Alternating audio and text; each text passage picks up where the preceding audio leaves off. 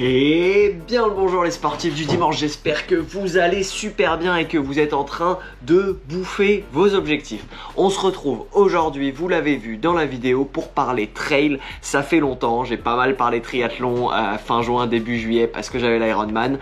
Parlons un peu trail et comment progresser en montée mais aussi en descente. Vidéo très rapide où je vais te donner 5 conseils pour progresser en montée, 5 conseils pour progresser en descente.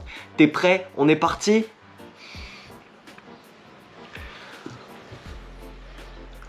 Au niveau des 5 astuces pour progresser en montée, la première, bien t'entraîner. N'hésite pas à en manger au niveau de l'entraînement. Doucement, vite alterner des phases de fractionner, des phases de montée plus lentes sur des sorties longues ou même faire de la randonnée, il n'y a pas de souci là-dessus. Tant que tu manges du dénivelé, ça aidera ton corps à s'adapter et à être plus à l'aise en montée. Surtout ton cœur.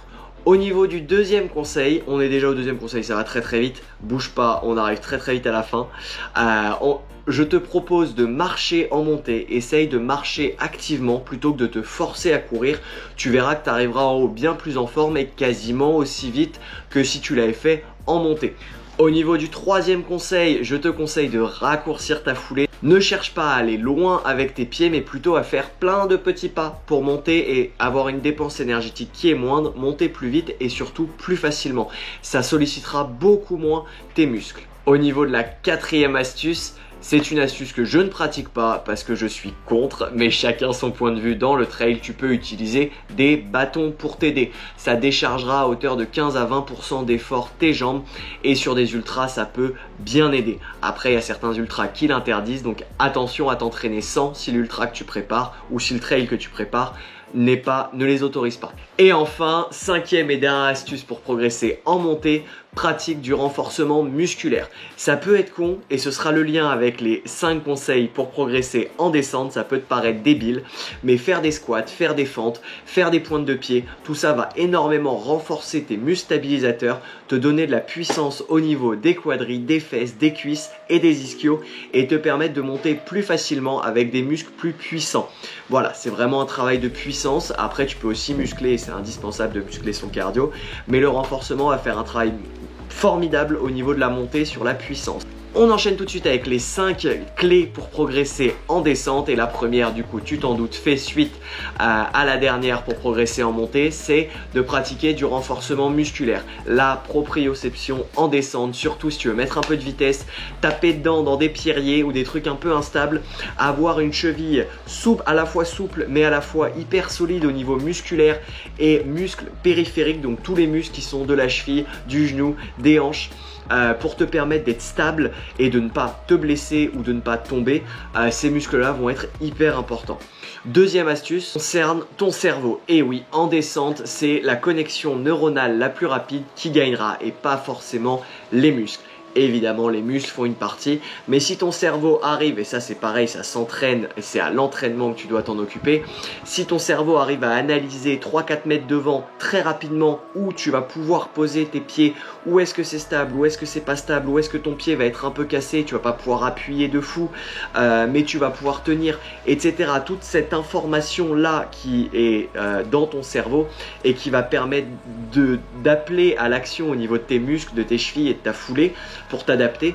Tout ça se fait très rapidement et plus tu le travailleras, plus ces connexions synaptiques se feront vite et plus tu seras à l'aise en descente. Troisième conseil pour progresser en descente, c'est prendre en compte l'effort physique qu'il représente. Ne va pas te détruire les quadris sur une descente parce que tu as envie d'appuyer, d'envoyer et de générer énormément de chocs et de lésions musculaires sur tes quadris.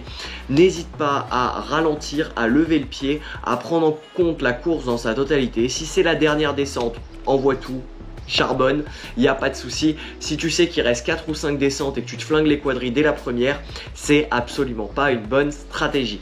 Donc adapte ta foulée et ton intensité de descente à ton cardio, tes muscles, mais également à la course et à ce qui te reste à faire. Quatrième conseil pour bien descendre, je te conseille d'être extrêmement relâché.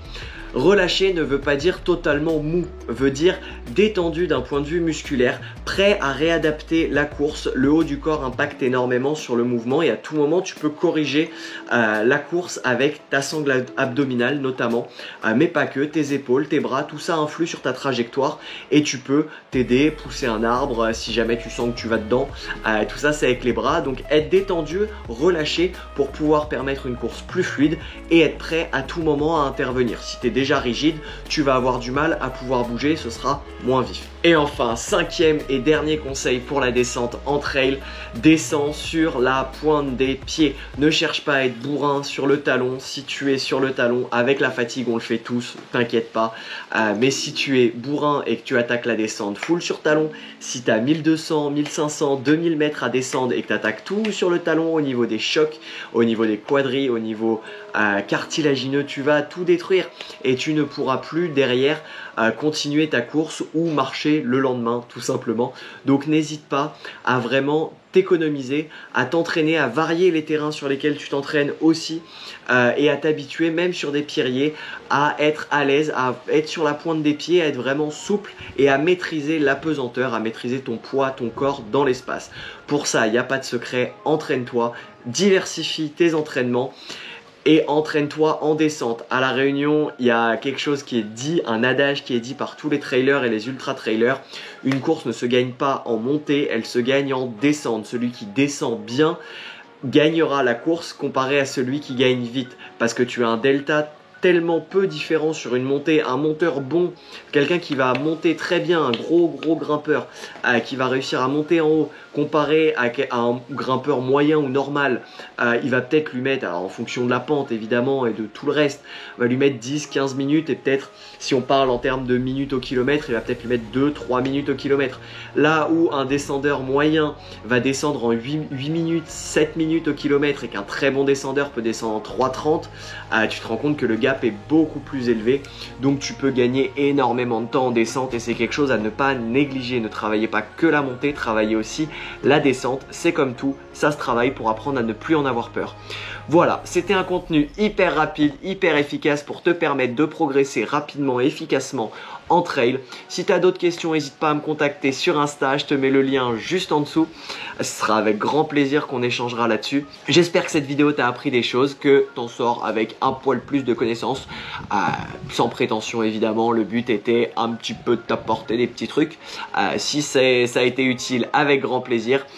N'oublie pas d'être aussi rigoureux à l'entraînement qu'à l'apéro, c'est important. Je te souhaite un très bon dimanche, une très belle semaine et on se retrouve la semaine prochaine pour d'autres aventures. J'espère que tu es prêt. Salut!